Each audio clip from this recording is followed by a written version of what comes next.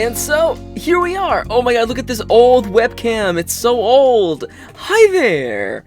Today I have a strange and weird video just for you. As you know, I have a Patreon, where the reviewers just like you can pledge a little bit of money and help me make more content. And one of the features that I give my patrons is the ability to vote on a monthly Patreon video. And as you can imagine, the patrons picked a very specific topic today. The patrons, I mean, it's my fault. I gave them the option. The patrons paid good money to watch me suffer live on stream. And here we are. I don't know how I am going to be structuring the video. I might probably just show you my desktop. Oh, look, you're here, my desktop. You see what I have on here. Oh, what secrets could all these things hold? Don't worry about it. The plan today is to do 30 minutes of me live editing old writing. Today's writing is coming from February 22nd, 2012. It's been 6 years since the last time I touched this, and I'm pretty sure it's not edited. I'm pretty sure, or maybe just like a little edited for like a feedback writing group that I was part of in college. It's likely that's it. So, right off the bat, we have to just come out with a disclaimer. I don't know what's in this manuscript. I don't know what I mean, I know what it's about. I mean, I wrote this story. I know what it's about. And I read like 2 sentences. I know what it's about. I don't know what lies beyond. If there is any problematic piece of writing, it was 6 years ago. It was a different time. I don't remember what movies were out back then. I don't know what album came out, but it was a different time. And let's just make the nice little social contract that whatever is in this manuscript, it does not reflect me as who I am today. And I'm really front-loading the apologies today. In creative writing class, we had a rule of never apologizing, so I'm not gonna apologize. The following writing is as it is. Okay, this video has to start someday. I'm gonna tell you what the story was about, what I wanted the story to be about, and then I'm gonna put on the timer, and then we're gonna start. Okay? This story is titled The Servant of Mr. Plum. The crux of this story is that you follow from the point of view of our central protagonist, not Mr. Plum, but rather 13. And 13 happens to be the titular servant of Mr. Plum. And the story unfolds from getting to know Mr. Plum, the strangeness about him, and the cosmical stage upon which Mr. Plum does his dealings. And that is such a nothing description of the story, but that's fine. We follow 13, we get to know Mr. Plum, he's weird, and the cosmic not cosmic comedy. This is not a funny story, but cosmic things happen on a grander scale. It deals a lot with the nature of the universe and stuff like that. Man, I should just start, huh? Okay, alright, let's go. Alright, 30 minutes on the clock, get set, go. Alright. Okay. The Servant of Mr. Plum. Edited live before yours truly. Chapter 1. This was originally written in the 22nd of February, 2012. I'm going to be reading it out loud, and I'm just going to be doing the edits as I would, if I was just editing it on my own. Greetings, Jonathan Perry. Please don't stand up. Remain seated. This will not take long. Mr. says as he approaches the young man. I am following right behind him. Usually, I would be holding his arm, but Mr. has been in a hurry today. I think this is supposed... Is it supposed to be present tense? I think it's supposed to be present tense. I was thinking about this earlier today. Is this story supposed to be... Okay, I'm just gonna edit, okay. As he approaches the drum... A part of me, I really like starting with just a line of dialogue, but this looks fine. Mr. says as he approaches the young man. I am following right behind him. Could break this up. Usually I would be holding his arm, but today Mr. has been in a hurry. I'm gonna rephrase that. It just feels better like way, but today Mr. has been in a hurry. It's the idea of putting first the things you want to say, the focus of the sentence, putting it first. I think that's part of E.B. White's The Elements of Style. instead of putting that at the end, I'm putting it in the front. Usually I would be holding his arm, but today Mr. has been in a hurry. Also, in case you're wondering, I actually just edited my text in this form.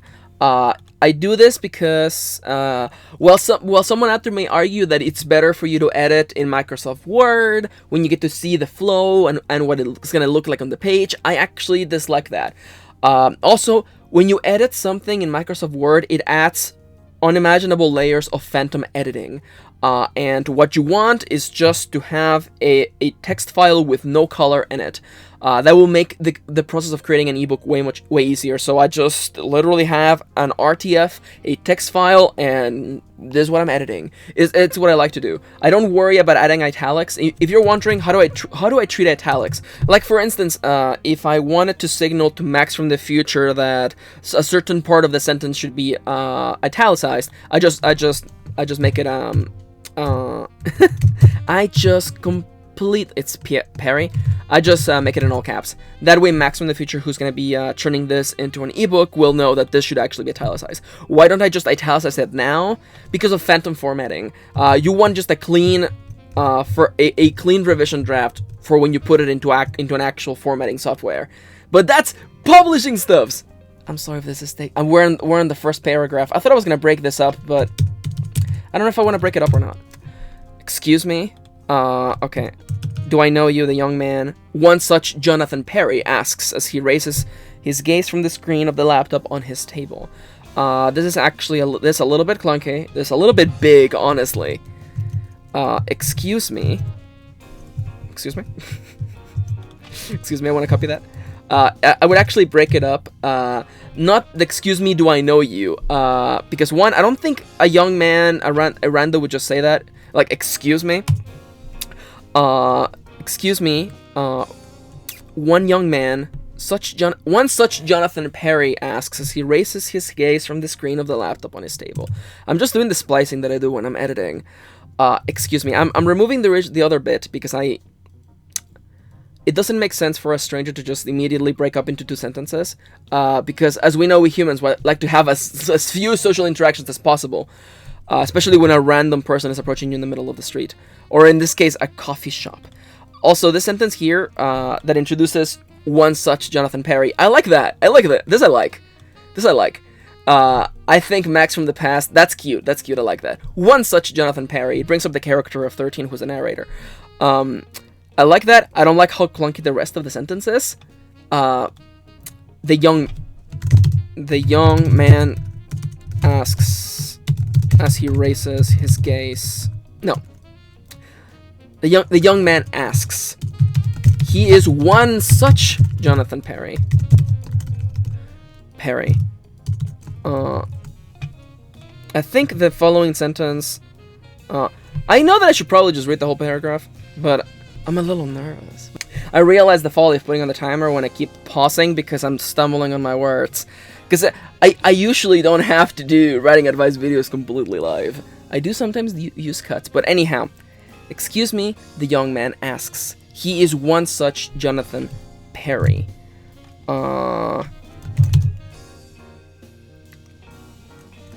He has raised? No.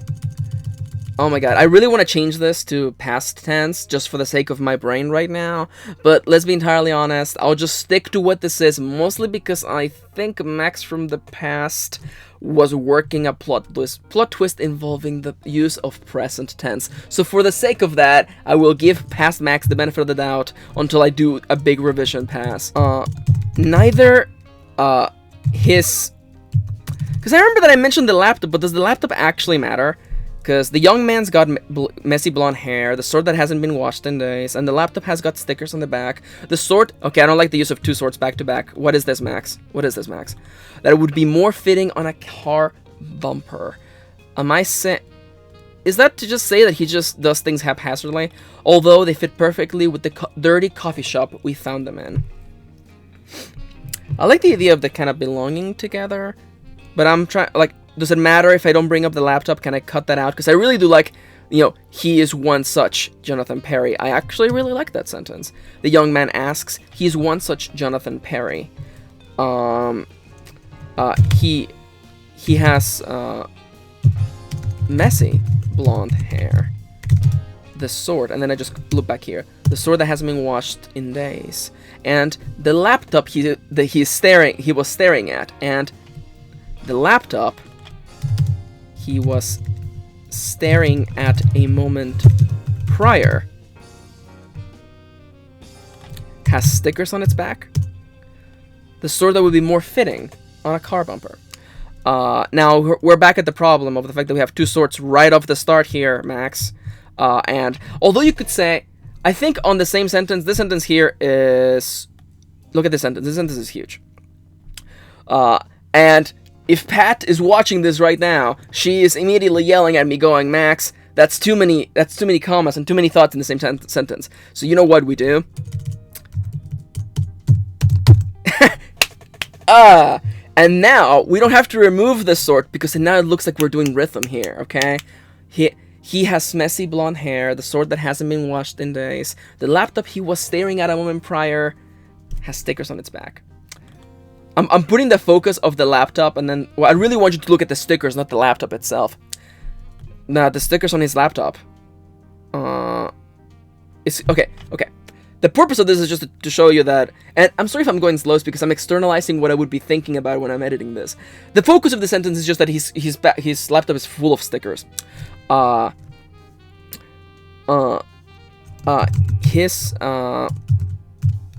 it say, is laptop computer too redundant? I think it is. His laptop is covered in stickers. The sword that would be more fit, the sword that would be more fitting, that would fit more on a car bumper. That would be more fitting. No, that would fit more. Listen, I'm editing live on stream, no one does this, so if the writing is still not good, it's fine, it's just the first pass. I think this is literally just the first draft. Although, and actually, I do like this to be just an independent sentence, although they fit perfectly, I'm just gonna do this for the sake of the viewers. Although they fit perfectly with the dirty coffee shop we found them in. This is our second person today. Usually Mr. gets it on, it's on the first try. On the first try. You certainly got me on the first try. Now this got me on the first try. But that was so long ago, and I wanted to be taken away. You will soon. What are you referencing? I think there was a line here. It was, excuse me. Oh, it was, excuse me, what do you want? Okay, well, that's very simple. We just move that line back down to when it's important. You may say, Max, I'd add it up here when the young man, one such Jonathan Perry, said it. But I think, actually, and I'm thinking about it right now, if I put it back up here, the reader will forget about it by the time we get it here, or they won't retain it, so we just bring it back up. What do you want? The man, Jonathan Perry? The young man asked. Although that's redundant because we've been referring to him as Jonathan Perry. I'll keep it as the young man for now.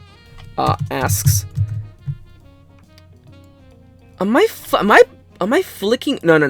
This is present tense. Okay. I'm like, has this been past tense the whole time now? I'm writing a lot in past tense, so I'm just kind of in that mode. What do you want? The young man asks. Now here I would probably add some extra bit of coloring to indicate that he's not particularly pleased, but I think there might be some on that coming up. I'm gonna leave it as this for now. The young man asks. Nah, I wanna add something along the lines of like patience running short.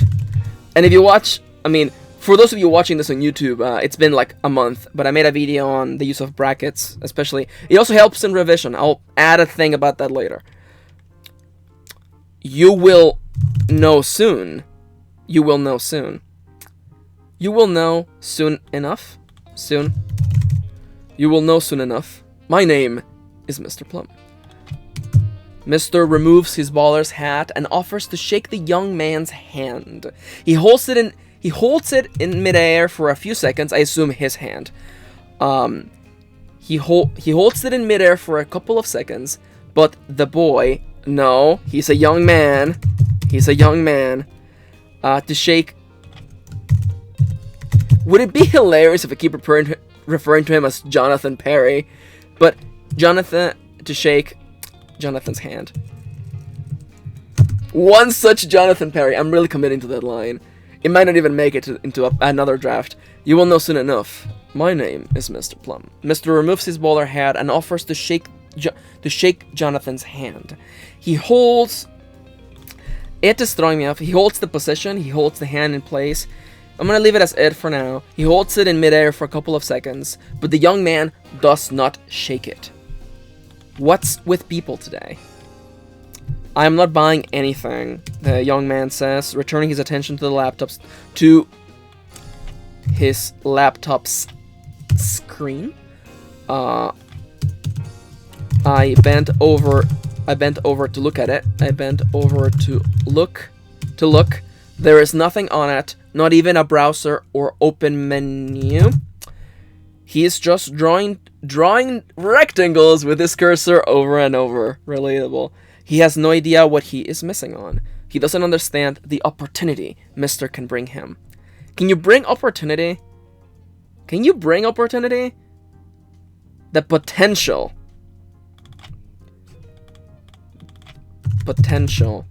Mr. can bring him. Can grant him. Or I could just commit just the power that Mr. can grant him. He is tossing it all away. I like that. I'm remembering 13's voice. I like that. He's tossing it all away. I would almost give this punch. Boom. It's its own. He is tossing it all away. So ignorant, and I am just his age. I feel ashamed just looking at him.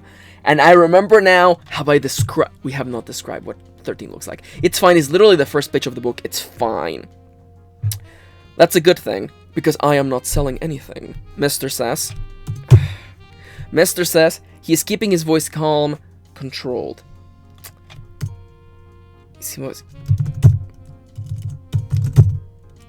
Calm, controlled. This might have to be calmed, controlled. He seldom expresses anger, and even then, I think he has very little reasons to.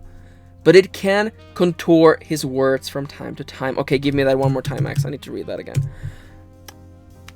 Mr. says he is keeping his... Okay. Clearly, keeping his voice calm. Keeping his voice calm, controlled. He seldom expresses... I would actually like... I feel like it has to be Mr. seldom expresses anger. And even then, I think he has very little reason to do so. I feel like the tenses is wrong. I really just want to go back and change it all to past tense. But you know what? You're just seeing the process. This is not about making this the perfect, just seeing my process. Mr. seldom expresses anger. And even then, I think he has very little reasons to do so. I almost want to...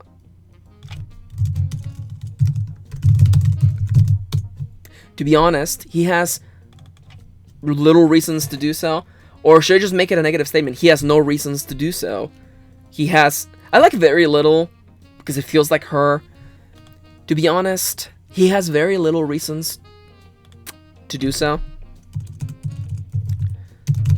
I'm feeling that. Though anger can contour. That's weird, but I'm going to keep that. His words from time to time. That sentence is still a little clunky, but listen, it's fine.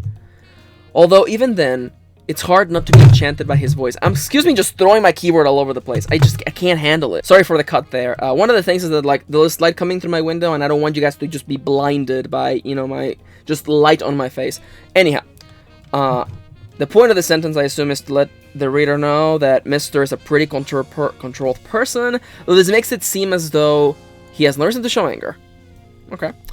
But anger can contour his words from time to time. That's a weird use of that, but that's fine. It's fine. That's cute. Although even then, it's hard not to be enchanted by his voice. I feel that because I know Mr. Plum. I mean, I did write this story. He's not supposed to, like, I don't want you to think that he's angry. Mr. says, keeping his voice calm, controlled. Keeping his voice calm and controlled, as always. Okay. A hard statement is better than a soft statement. No soft statements. Mr. never expresses anger. To be honest, he has... Can I just sacrifice that line? To be honest... Never expresses anger. He never expresses anger. Excuse me. Or annoyance? No. Mr. never expresses anger. He has little reason to. Because he's very powerful, you see. Powerful. It's like Mr. can just snap his fingers if he wants to achieve something. And also, there's a disconnection with Mr. He's thinking of things in a very grand cosmic scale. Mr. never expresses anger. He has little reason to. Now, that I like. The most I've ever heard is anger contorting his words. I like the contour of words. That sounds cool, but I think it's gonna end up getting cut. From time to time, he has little reason to. At times, anger may contour his words. But even then,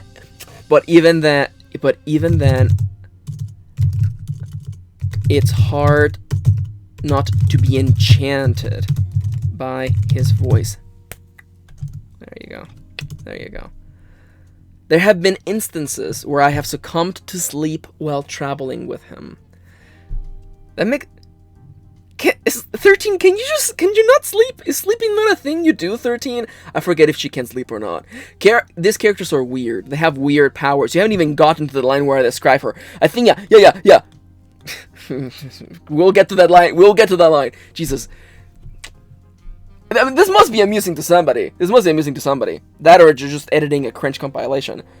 There have been instances where I have succumbed to sleep while traveling with him. And fading into the world of the sleepers while listening to his voice is like resting my head upon a pillow of satin and feathers. Okay, you can give me like half of that, girl. You don't have to give me all that. And also, I feel like it's related to the voice, but not directly. So I'm thinking a new paragraph. There have been instances where I have succumbed to sleep while traveling with him. And fading into the... This here is just... There have been times. At times, I've fallen asleep while traveling with him, merely just listening to his voice. At times, I've succumbed to sleep. No. Because, okay, context. 13 is serving as Mr. Plum's bodyguard. Even though she's tiny, though, you don't know that because I haven't gotten to the point where you know this is a first draft. Did I even describe what 13 looks like? It's fine. It's fine. The page, I hope you're enjoying this. You paid for this! Oh my god, how much time is there left? It's fine. At times, I've succumbed to sleep. It's because she's tiny, get it? No. At times, I've succumbed to sleep. The point is that the voice is very pleasant, but this is a whole lot of words to just get to his voice is nice. I always really love using World of the Sleepers as a way of referring to that, especially in the context of this story, because it feels very cosmic and magic-y and stuff. So, you know what? Listening to his voice is like resting of a... Okay, how about if I just cut this here? Because I do like listening to his voice is like resting my head upon a pillow of satin and feathers. So, we're gonna end up with this paragraph ends with this sentence, clearly. And I can see clearly the... where's baritone? What does baritone sound like? Is that deep voice? Okay, listen. Someone out there's realizing that I don't know what I'm talking about. It's all a farce. We're just gonna make it sound good. I think I know. Can I just look it up? Can I use the power of the internet to just... What is baritone, Max? What does baritone mean? Oh, really? Right now? Dictionary. Okay. It's fine. I think baritone is a very low voice, isn't it? Very deep voice. At times I've succumbed to sleep. I mean, relatable. Enchanted by his voice. Listening to him speak speak is like resting my head upon a pillow of satin and feathers. We can leave it there for now. Though I am too embarrassed to admit it to him.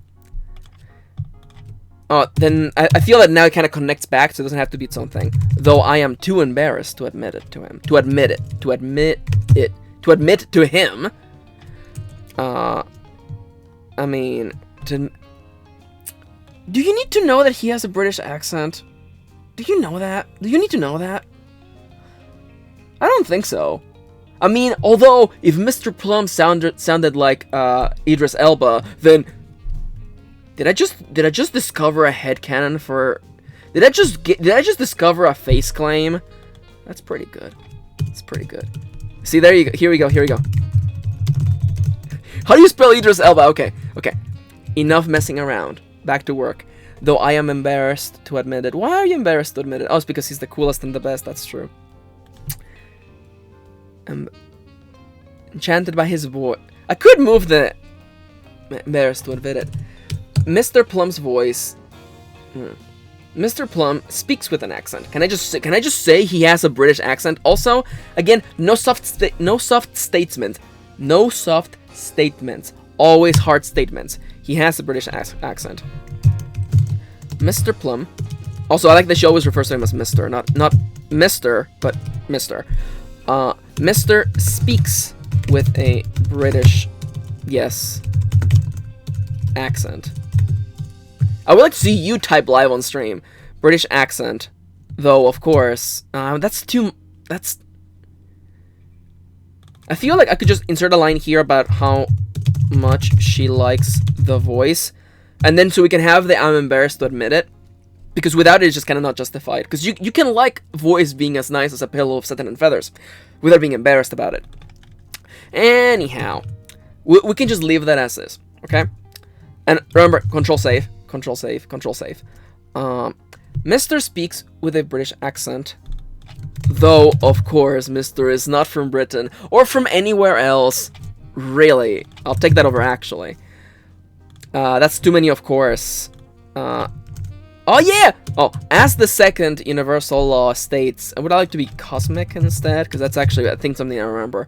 As the second cosmic law states... Since Mr. is not from around here... Oh, I have cosmic already! Darn it. Then I'll use universal for now. Just for now, because I think this is a related thing to the plot.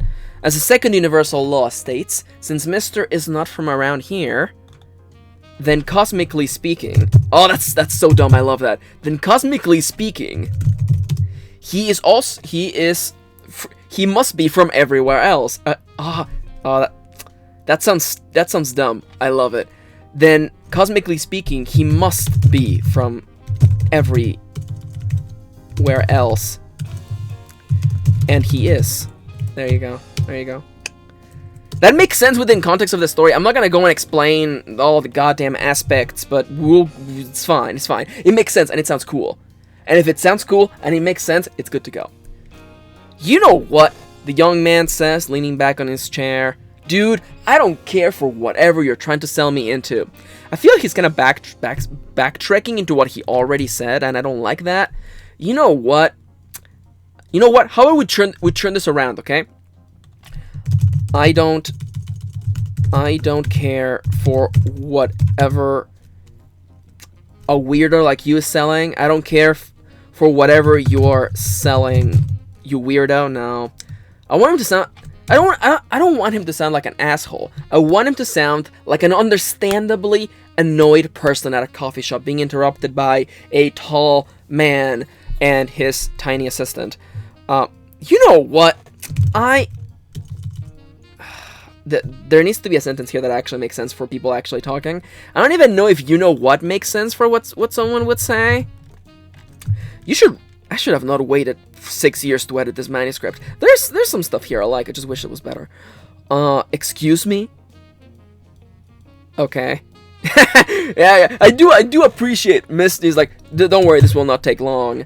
Excuse me, the young man asks. One such Jonathan Perry. I really like that line. That's winning me over. He has messy blonde hair. Jonathan Perry is not an important character, as we'll probably not get to in this video. That's a good thing. Dude, I'm not... Okay, wait. Man, listen, man, I'm not buying anything. Oh, listen, man. I'm not buying anything. Anything. And I don't have change for your bus fare. No, and I don't have change for your... that's a good one. It's funny because Mr. Plum is wearing nice fancy clothes. Damn, that's a good line. That line is worth this whole video by itself. I am simply here to offer you, Mr. begins, but the young man interrupts him. How so very disrespectful. Man, what's your deal? Are you here to sell me into a freaking cult? Okay. Oh, I think it's because we're about to describe what Mr. Plum actually looks like. The young man draws an imaginary line up and down the body of Mr. He's doing this. Now, that's a nice description, but it doesn't make sense. People don't do that. The young man looks up and down at Mr. The young man points at Mr.'s clothing. Points at Mr. and I. Just look at you, walking around in a freaking suit and everything? What is this, seriously? I mean, even your daughter. He points at me and my single-piece dress. Oh, I should actually... Okay, I can tell. I know myself very well. That's a piece... that's a description about to happen. And what is this? I mean, even your daughter. Now that I'm face-claiming Idris Elba, I don't think it makes sense because... It's fine. I'll fix this later. Just also, like, I feel like this line here, it's leading the shot too hard. I don't like it. I mean, what's your deal? The whole point is that he clearly doesn't belong here. Mr. Plum and 13 clearly do not belong here in any way, shape, or form. So you're here. Are you lost or something? The young man points at Mr. and I. Just look at you, walking around in a suit and everything. In this part of town. Oh no, that's not right. There's no way it's been half an hour. Okay. I'm adding more time. Also because I'm starting to have fun. I'm gonna add, just for the sake, I also did a bunch of cuts, truth be told. So I'm gonna add 15 more. So let's just keep going. If this is amusing, let me know. I could stream this. I could stream me just doing this. Man, what's your deal? Are you lost or something? The young man points at Mr. and I. Just look at you, walking around in a freaking suit and everything. Walking around in a freaking suit in this part of town. In this time of year, at this time of year, localized entirely within this crappy coffee shop. Just look at you, walking around in a freaking suit. I mean, a suit is not that big of a deal. Just look at you, wearing your Sunday's best. That's dumb. I mean, even your daughter is all dressed up. Man. Who do you think you are? I feel like okay, you know what? Time to just bring out the highlighter. You know what? The purpose of this is to show the man... Okay. Lead into description. The man shows disbelief. See, there you go. See, this way, when I come back, I know... The point of this is to show that the man is showing disbelief at Mr. Plum and 13. And then lead into the description. And also, it makes no sense. The young man already pointed at them. And then we revise this again. That's not gonna work. Oh my god, this feels so OC, but it's fine. It's fine.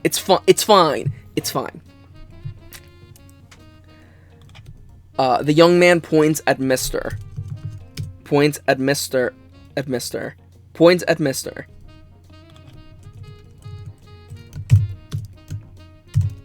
He then turns to look at me, eyeing me up and down. That's not what I... That sounds creepy, but I'm just gonna leave it there just for the sake of, you know, simplicity. Up, down. Oh yeah, and I by doing this transition, I've overlooked the fact that I described that her dress is a single one-piece. Single-piece dress. Do you call dress single-piece, or is it one-piece? I'm thinking of swimsuits, which I don't think, that's not how dresses work. So for the sake of simplicity, and for the poor Max that will revise this truthfully later, he then turns to look at me, eyeing me up and down.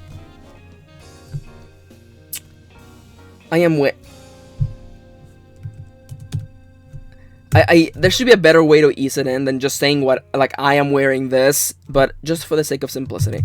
I am wearing a one-piece dress. I should also describe what the dress looks like, because what is a single piece? Like, is it long sleeves, is it short sleeves? I'm wearing a one-piece dress with long sleeves. The fabric is a pool of black, just like Mister's suit. Now, this is one of my favorite things. The only other color on on his clothes and mine. There's something I like about that. On his clothes and mine is, because I know, like, this embroidery, that's silly. That's okay, yeah. Okay, no. I like this thing about Ivy. That's cute. But no. It feels a little bit too much, even for 13, who I don't think she is into clothing. Someone made her this dress. Someone very skillful made her this dress. The only other color on his clothes and mine. I like the idea of her prefacing the statement with Mister. The only other color, she looks up to him a lot. The only other color on his clothes and mine is a vibrant shade of purple. I don't want to say plum because that's a little too on the nose. Get it? He's wearing plum colored stuff, so he's called Mr. Plum. A vibrant shade of purple. A vibrant shade of purple. I wear mine in the form. I'm just gonna make her have a sash. I mean, I love sashes; they're fine. But on his suit, do I mention that he's actually? See, this is the sort of thing where, like, you think you describe things in the book and then you don't, because I always picture Mr. Plum wearing the bowler hat. Of course, I think I said that. He said that at the beginning, right? Right. I did say that he had a bowler hat, right? Yeah, okay, bowler hat, okay. That's good. A bowler's hat with a purple ribbon. It would be called, yeah, it's a ribbon, the purple ribbon on it. That's what I've always pictured. But as you can imagine, I did not describe it here.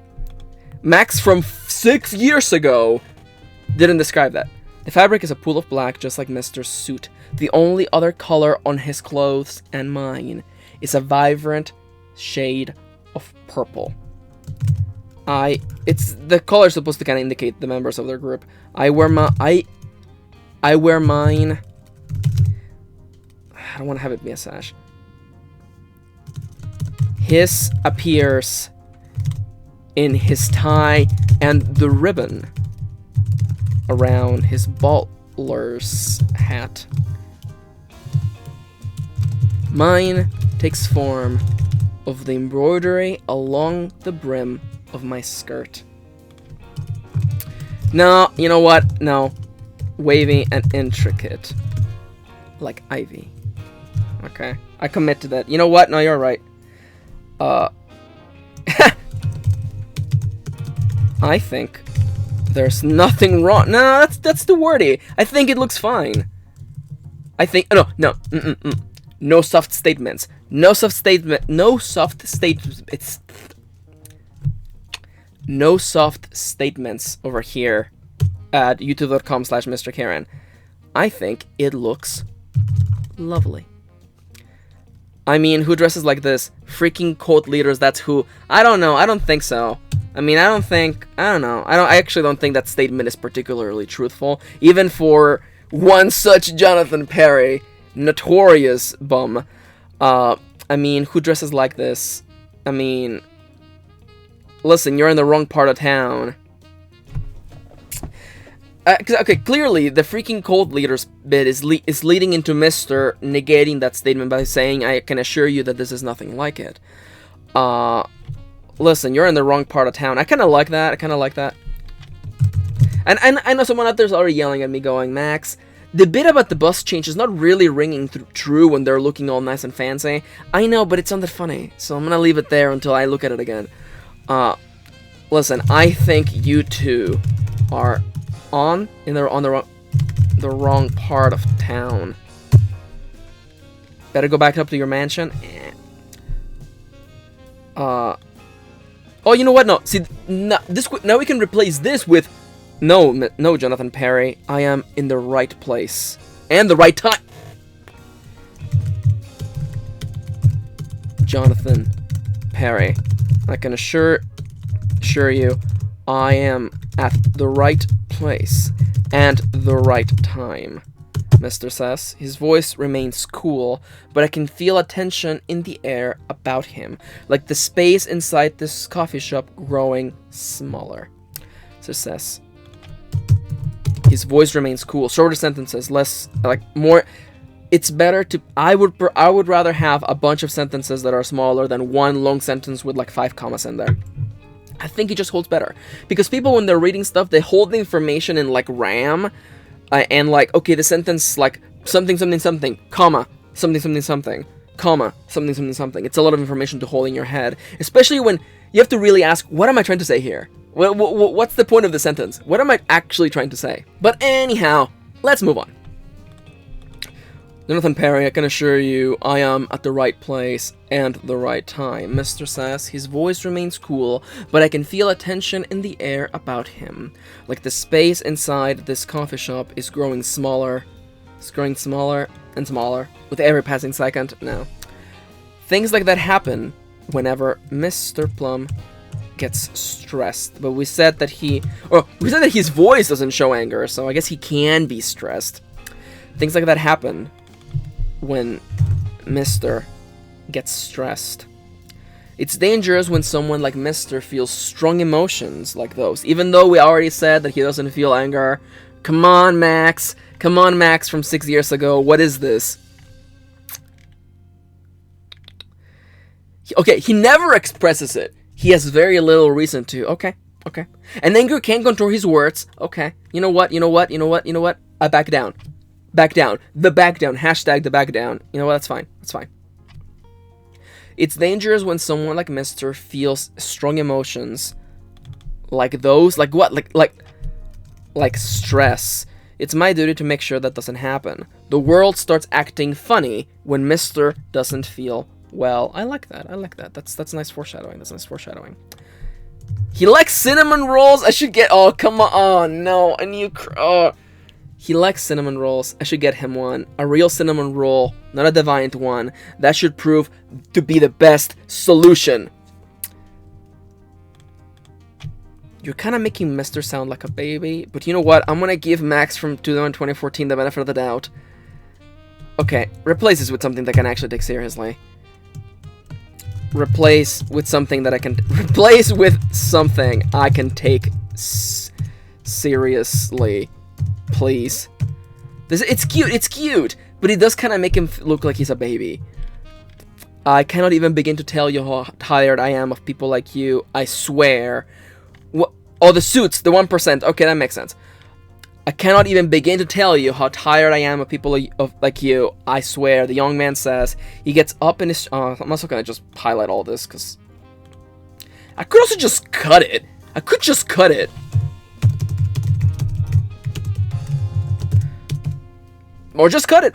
cut it.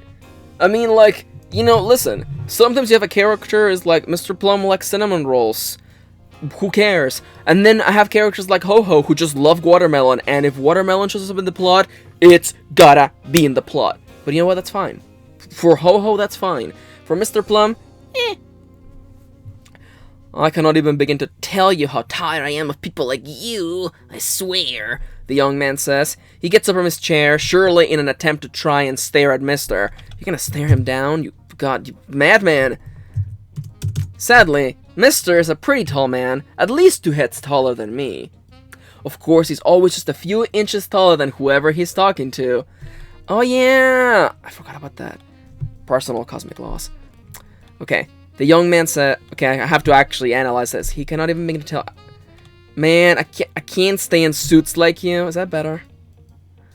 I cannot even begin to tell you how tired I am of suits like you. I swear. The issue that I have with the situation is that so far I have no reason to, unless this guy's just an ass. Like, his reactions don't make much sense, but it's fine. We can do passes of this. The young man says, period. He gets up from his chair, surely in an attempt to just try and stare down at Mister. Sadly, Mister is a pretty tall man, at least 2 heads taller than me, and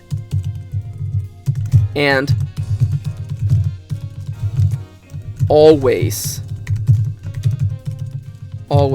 at least 2 inches taller than whoever he is talking to. That's one of his personal... No, because there's universal and then there's personal laws. Okay, I remembered. Personal laws. Also, I'm gonna show you. Here's how revision happens, okay? Rename universal versus personal laws. Can they please have a cooler name? Thanks. Okay. That's a note for next pass max. Hey, next pass max, can you make this sound cooler, please? You know nothing of me, Mister says. And oh, does he mean it? Oh, I think I do. Oh, please don't. Please don't. Okay. Oh, see, this is the cult thing kind of was napping all the way through. Oh my god. Does he just murder the guy? Oh no, he just stops time. Okay, I was like, damn, like, Plum, Mr. Plum, please don't murder a guy on page 5. You do not understand. Because the you know nothing of me feels really confrontational when I think you lack the function to understand me. You cannot understand me. Or you do not yet understand me. You do not understand me. Because he's a nice guy. He's a nice guy. He's weird as heck, but he's a nice guy. He says... And oh. Yeah, I mean, I guess I would actually do an... Oh, does he mean it? And oh, does he mean it? Now, I've already gone way over the schedule. And... Yeah, he just goes time stop, and that's nice. I know... I mean, truth be told, I entered this video. How much did we do?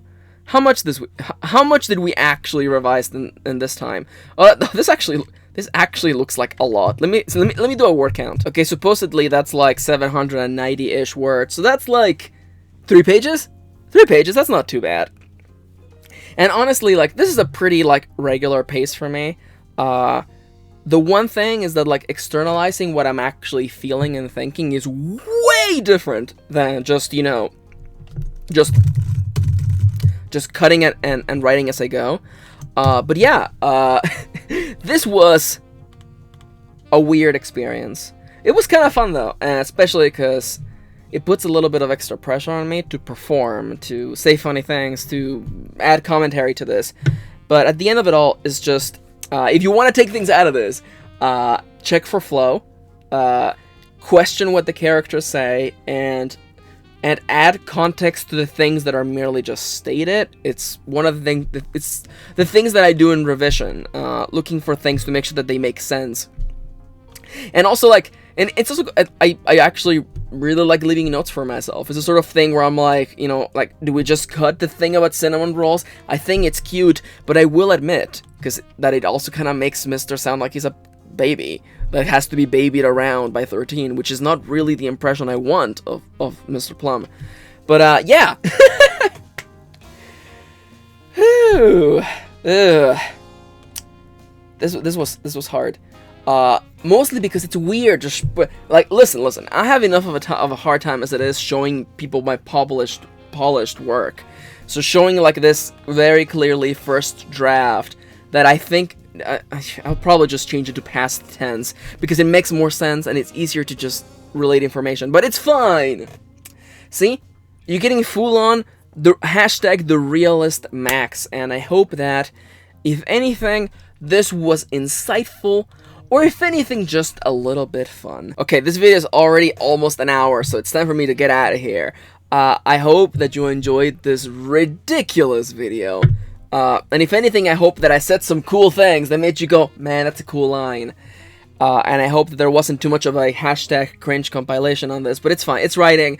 It's what happens. It's fine. It was a fun experience, and if this was amusing, if you guys enjoyed this, if this is the one slice that I can cut myself and like Twitch/creative, then I might just do it. But hey, with all that silliness out of the way, I want to remind you once again that this video was chosen by my patrons. They paid money to watch me suffer.